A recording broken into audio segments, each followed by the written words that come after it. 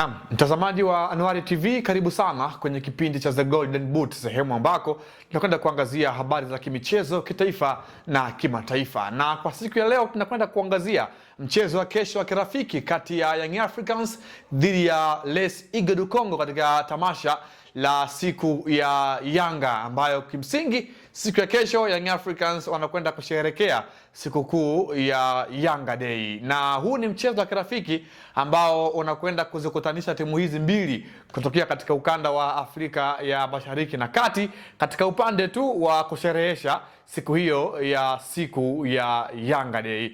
Kwa upande wa Yanga ni mechi ambayo mashabiki, wapenzi na wanachama wanakwenda kuielekea ikiwa tu ni sehemu ya kuona kikosi chao kipi ambacho kimesajiliwa kikiwa chini ya mwalimu Mang'oba Ngliti, lakini pia jinsi gani ambavyo mwalimu Mang'oba anaweza akaandaa mpango kazi na kuweza kumwangalia falsafa yake ipo kwa namna gani, lakini pia kushuhudia baadhi ya nyota wapi ambayo klabu ya Young Africans imeweza kuwasajili kwa siku za hivi karibuni, kwa sababu Young Africans nyota wao wapya bado hatujawaona katika zile mechi za wazi. Alikuwa anacheza zile mechi za indoor, mechi za kirafiki ambazo zilikuwa hazioneshwi. Kwa hiyo kesho ni sehemu ama ni uwanda mpana ambao mashabiki, wapenzi na wanachama watakwenda kushuhudia nyota wao wapya ambao klabu ya Young Africans wameweza kuwasajili kwa ajili ya msimu unaokwenda kufuata moja kwa moja. Lakini pia wanakwenda kumkabili Les Eagles du Congo, miongoni mwa timu ambayo kwa msimu uliopita kunako ligi kuu soka nchini Kongo, kwa maana Linafoot,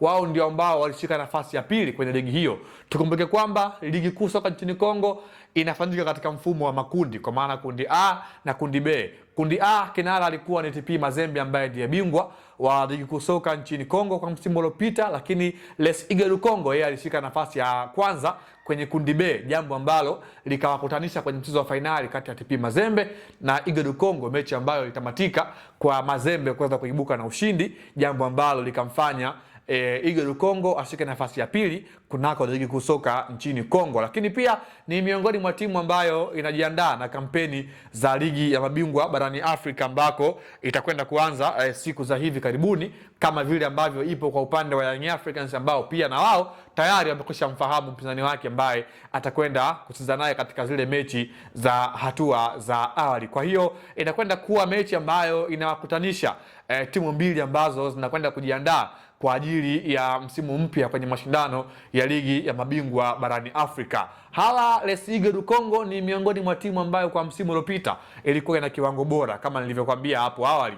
Walimtoa kinara wa ufungaji kwa maana ya Mapendo, ambaye huyu ni miongoni mwa wachezaji ambao waliimbwa sana kwamba huenda wakajiunga na klabu ya Singida Black Stars. Lakini pia vile vile wanaye Jonathan Kangalombo, kiungo mshambuliaji ambaye tayari anaifahamu Yanga vizuri, ameshawahi kupita Yanga misimu ya nyuma, jambo ambalo linafanya kunogeshwa kwa mchezo huu ambao unakwenda kufanyika kwa siku ya kesho moja kwa moja. Tukumbuke kwamba ni mchezo ambao unakwenda kupamba tamasha la Yanga Day kwa mwaka huu 2026, tamasha ambalo linakwenda kuwa tamasha la 8 kwa upande wa Young Africans tangu kuanzishwa kwake, jambo ambalo mashabiki, wapenzi na wanachama wa Young Africans wanasubiri siku hiyo kwa hamu moja kwa moja. Kwa hiyo Young Africans anaingia, mashabiki wake wakiwa na lengo kubwa na shauku la kushuhudia jinsi gani ambavyo nyota wao wapya watawashuhudia katika mchezo wa kesho dhidi ya timu ngumu ya Les Eagles du Congo kutokea huko Jamhuri ya Kidemokrasia